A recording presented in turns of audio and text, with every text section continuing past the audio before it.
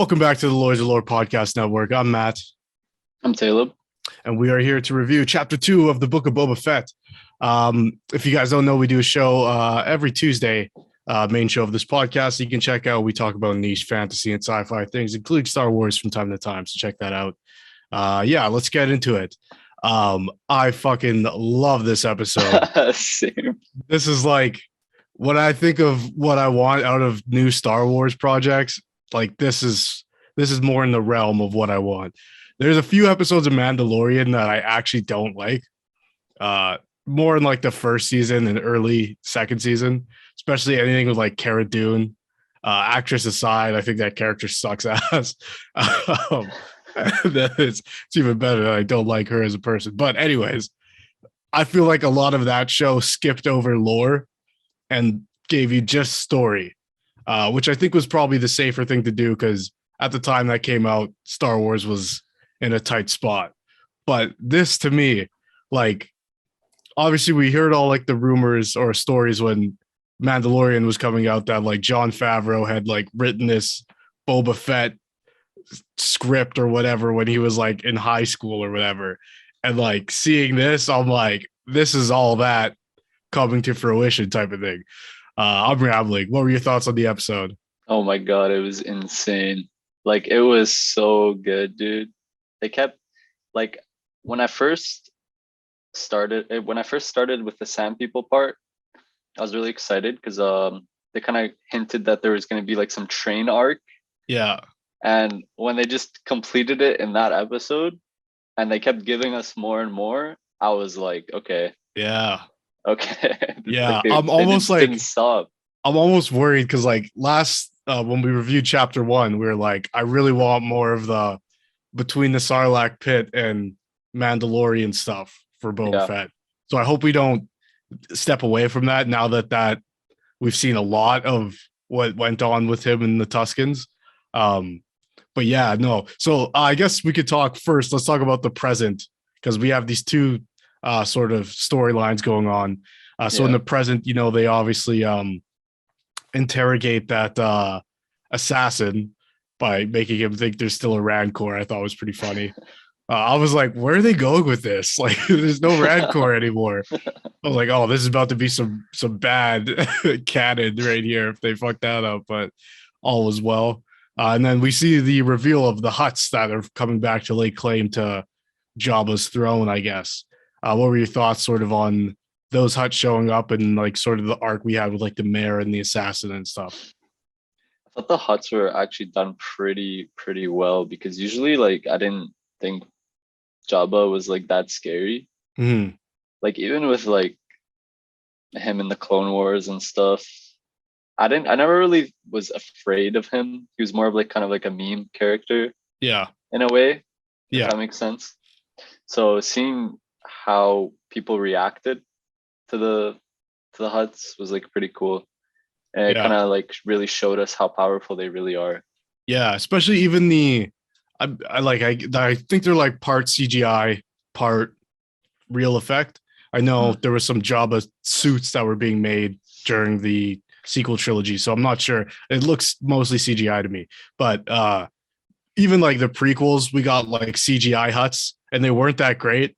Like they looked a little bit too smooth. And then obviously like we got the costume one in episode 6, which, you know, when you go back and watch, it's a little bit, you know, you can sort of, it's not quite there. I like these are the best looking Hutts we've ever seen for sure. For sure. And the fact that they're like Siamese twins, I thought was like a super sick. Because Hutts are pretty interesting. As far as I know, I'm pretty sure they're immortal. Like they can be killed, but well, obviously they can be killed, but they don't like die of old age. So and just that they're obviously these beings who aren't very mobile are like very huge targets, but still like they're so feared. And like obviously like Boba Fett said in the other episode, like Jabba ruled with fear. It's like how does this slug creature become like one of the most feared races in the galaxy? It's fucking mega powerful. Yeah. Just like crazy connections. Yeah. Actual crime lords, dude. And then we had I don't know if you know this character, but the Black Wookie that shows up. Yeah, what was Uh, his name? his Black name something. Black Kristan. Mm. So when I saw him, I like geeked out because like obviously he appears in this Oh, Darth Vader comic book from a couple years back, and I was like, oh shit, it's Black Kristan. I think that's how you pronounce it. But I love that. Even with last episode we mentioned too, like they're throwing like nods out to these canon things, which is cool as like a book reader and a comic book reader that they're like actually acknowledging some yeah. of that stuff. So that was cool. But then, yeah, so we move on to like, we go back in time to Boba with the Tuskens. What was your thoughts sort of on like this sort of train heist, seeing him training with the Tuskens, all that stuff? I honestly just right off the bat, it gave me everything that I wanted. Yeah. Looking forward in the like we talked about last time, Mm-hmm. like everything I wanted from that arc, like they just kept giving me, and Yeah. it was awesome. The progression was really cool. The pacing was sweet, and like, dude, like I don't know, I don't even know. It was just perfect. It sort of Finally, like reminded me of lore, that. Yeah. Because Star again, Wars like I lore. feel like Mandalorian sort of jumped over a Yeah, lot of the lore parts. Even I think it's episode 3 or 4 of Mandalorian. Um, I can't remember which season, but he goes to that village and trains those people to fight against the ATST. yeah, This reminded me of that episode, and I feel like this episode is superior in every way way better. Yeah, I because agree. that one felt like almost like a little bit corny. Like I like the characters in that Mandalorian episode, but like we don't ever until the end of this episode understand what the Sand people are saying. But Yeah. him just like communicating in sign language and very like basically it's really cool to see like how he got them to explain his perspective and where he's coming from. And he Yeah. goes to that bar and fucks up all the Nikto people and steals their bikes. It's awesome. Uh, and I love like there's this thing like especially Clone Wars Rebels, like you see like the you know people jumping from one vehicle to the other, Yeah. and it's always like, oh, that would be so fucking hard. So Yeah. to watch one of the Tusken Raiders fail over and over again, it's finally like, yeah, that shit's fucking hard, man. But yeah, the train heist was super dope too. Yeah, that was fire. It's especially like the part about the Sand People I really liked was in the first episode you kind of start off as a viewer kind of fearing them in a way Right. Yeah. and always like on edge with whenever they interact with Boba. And it got to a point where it's like you feel safe around them in a way Right. as a viewer. Yeah. Like at the end of the first episode, he feels like he's accepted among their culture for what he did to the sand creature. Yeah. And then at Yeah. the beginning of this one, where he's like training with them, they're like, you see that sort of, starting to understand these people as a culture, I guess. Yeah, and seeing like all the Sand People lore was insane. Yeah. Like I never knew Tatooine was an ocean water Yeah. planet. Okay. So this is, I think I talked a little bit about this last Yeah, episode that like you in the did. legend stuff, there's all this sort of lore about Tatooine. And like the Sand People are the original people of Tatooine and they're cursed. And like this Yeah. makes so much like remember we talked about like what they look like under their mask. Now I'm picturing like they might be like Mon Cala or even the race we saw, which I'm not sure the name of, but like the Black Sun sort of the Oh people who yeah. had the train. Yeah, yeah. Like they're like, we can't survive without water. And they look like amphibious or amphibians, So I wonder if that's what sand people actually look like. And that's why they speak the way they speak, is because like, they just have they're different like physiology, you know what I mean? And that's why they got to Yeah. wear the masks and stuff, like they're ventilators for them. Yeah. So yeah, all that sort of Tatooine lore, it'd be like this used to be all oceans and then they dried up for some reason, Yeah. you know? Yeah, because I kept thinking about that throughout the episode, what you said about them being some cursed like race. Yeah. I kept thinking about that. And for them to actually answer that was crazy. Yeah. Like, Those are things in Star Wars I never thought we would get answered. yeah, like it's crazy. Like looking at it now, seeing that it's still written by Jon Favreau, like kind of look at the journey from where Mandalorian started and how he kind of wrote it for people to digest it properly. and where we're at now, where it's the same writer and he's giving us all we want, is crazy. It's almost like a journey. Yeah, you know what I mean? The thing I love about him and Dave Filoni, obviously like producing the show, but also being like Dave Filoni's very much like Dave's the GOAT. Yeah, the heir apparent to George Lucas, right? Like he's he has the torch, I think. But I think Jon Favreau, because he's got like a better sort of resume in terms of like filmmaking, whereas Dave has just done animated stuff up until Mandalorian. I feel like he's been sort of given the reins, and like I trust these two guys with Star Wars, because like they'll hit on these details. Whereas I feel like if we had like a more sort of basic Hollywood director type of thing, which sometimes I don't even want to imagine. like even the scenes of Boba just like holding the helmet of Jango in his hands, like I feel like someone who's not a fan of Star Wars wouldn't really care to add stuff like that. But I feel like these guys are nerds. Yeah, no, they're nerds. And that cut scene from episode 2 of Boba, like looking through the glass, I was like, we never seen that before. Yeah. I wonder if it's like archival footage or if they just like, you know, Photoshop. Yeah. Or like unused shots or stuff like that. But super cool to see like the different angles, because obviously that was almost 20 years ago now. So Daniel Logan doesn't look like that anymore. But to see like alternate footage is super cool. Yeah. Also, one thing I wanted to touch on, I forgot to talk about last time, was okay, so I'm like a big Knights of the Old Republic fan. I played it like when I was like so young. I played it when I was like 8 or something. And the city that you're on in the game when you go to Tatooine, it's called Anchorhead, and they actually touch on it in the show. Yeah. And that's like the first time in TV/movies that we get like references to Anchorhead. Oh yeah, so you're right. I was pretty hyped about that. Yeah. I was like, I know that. I was like telling my sister, hey, like, wait a second. I know Anchorhead. I love that. Yeah.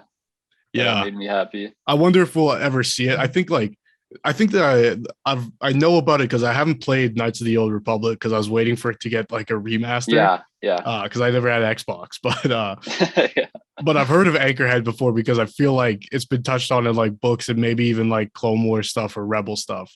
But it's cool that stuff is like real now, because it's I think like for my friends it's hard to sell them on like, you'll watch 6 seasons of the Clone Wars and then you'll understand like Anakin's pretty cool. You know, it's tough to sort of sell that. But be like, watch 7 episodes of Boba Fett is a little bit of an easier sell. So it's cool that like this deep lore is being like revealed. I had that written down too, like the used to be oceans part of, because I just think that's so fucking cool. Let's talk about though the lizard in that sequence. Oh yeah, sure.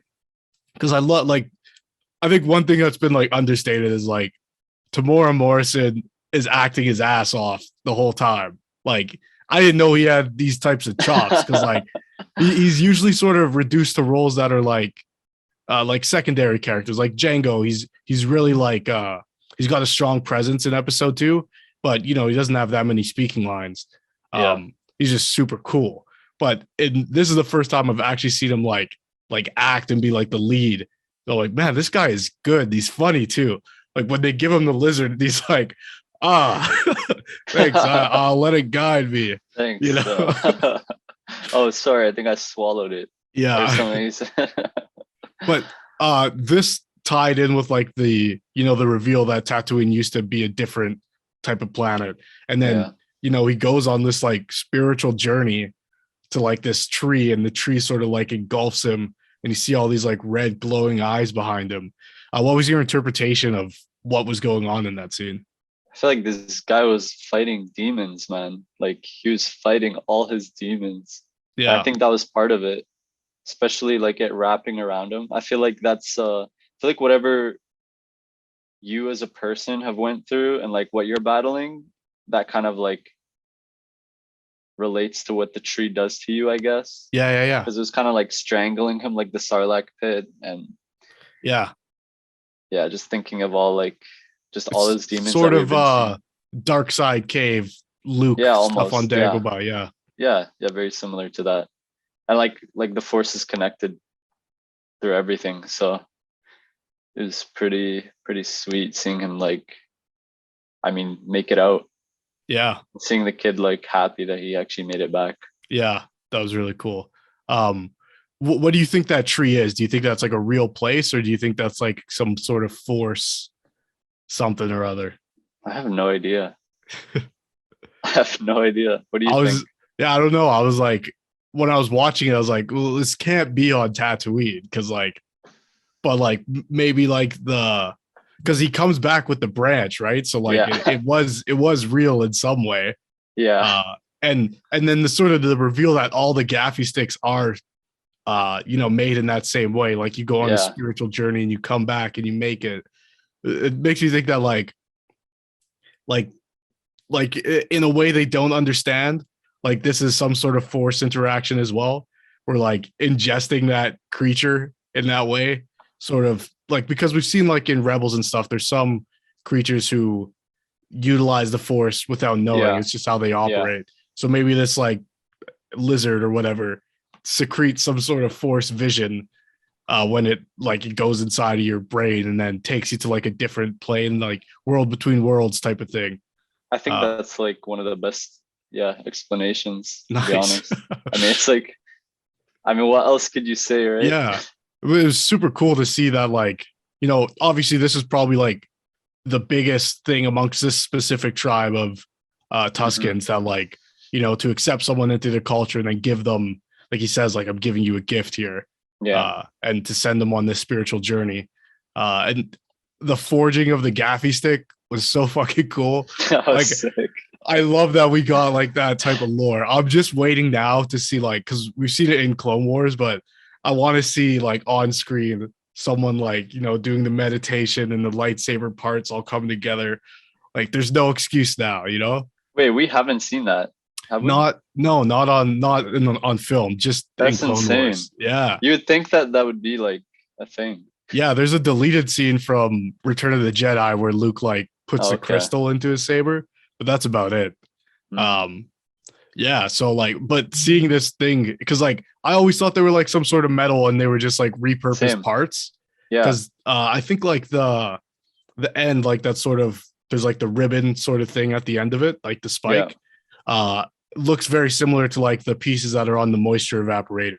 So I always just thought they were like scavenged pieces that they like formed in that way. But to see them like carve this thing out of this weird wood that we're not really sure is, it's like super fucking sick. Yeah, they like took him to like the blacksmith of the tribe. Yeah, so cool. Yeah, that was cool. That was so cool, man.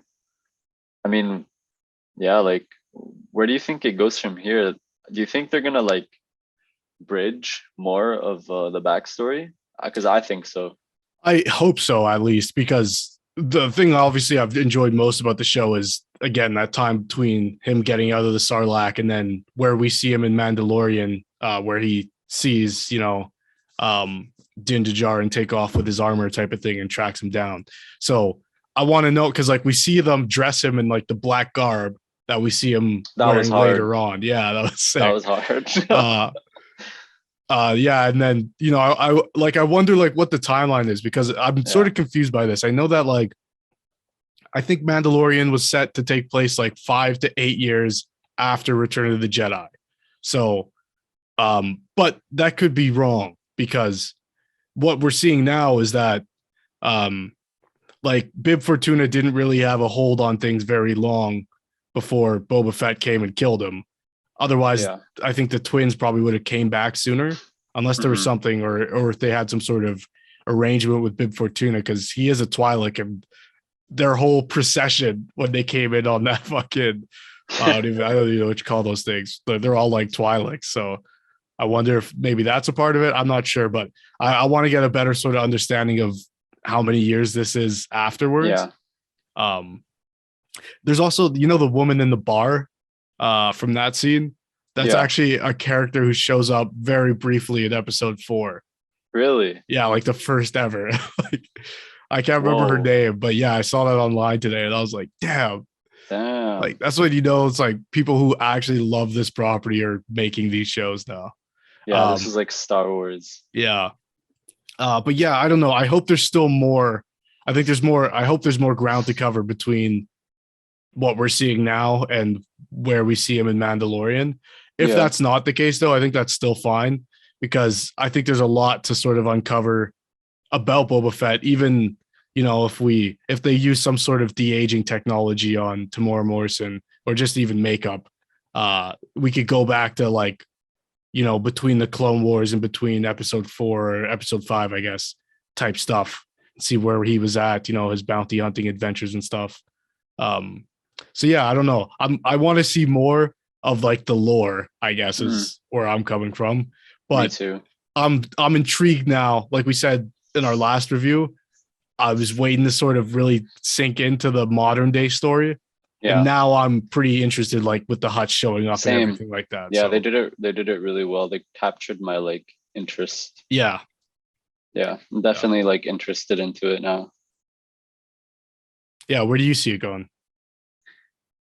I have no idea. I mean, probably see how I think one of the main goals that's kind of hinted to us is for him to be feared the same way the twins were, Right. through his way, through respect. So like everyone in the bar or whatever, just stopping, like fearing him, but through his way. So it's gonna be like a journey of like how he does that. Yeah. Because like that Ithorian said, running a family is a lot harder than bounty hunting. So he has a lot to learn, I feel. I love that Ithorian. I love the he was cool as fuck. They put like a voice changer on him. Yeah. I love that. Yeah, that's cool. That he seems like a very interesting character. Yeah. Do you think he sent those bounty hunters? I think so. Yeah, I think he was being coy when I think maybe he's in cahoots with the Hutts because it'll benefit him, or they paid him a handsome fee to get rid of this guy, the Daimo. But yeah, I'm now intrigued by the main story. I'm satisfied thoroughly with the backstory, so I'm excited to see where it goes. Yeah, I think that'll do it for us here. But why don't you tell the people where they can find you online and all that sort of fun stuff? You can find me on Instagram, Taleb Shukair, and Twitter, T Shukair. And yeah, and you got all types of art and stuff on there, and then even a store you can link people to. Yeah, I got to start at Mercer Warehouse in Edmonton. Nice. Downtown, right by the arena. Right on. So yeah, if you're in Edmonton, check that out and check out all Taleb's art on his pages. You can find more of this show every Wednesday as these episodes release, and find our main show every Tuesday. And all Lords of Lore stuff going on. We got lots of things coming down the pipeline, so stay tuned for that. As always, I'm Matt. I'm Taleb. And we are the Lords of Lore.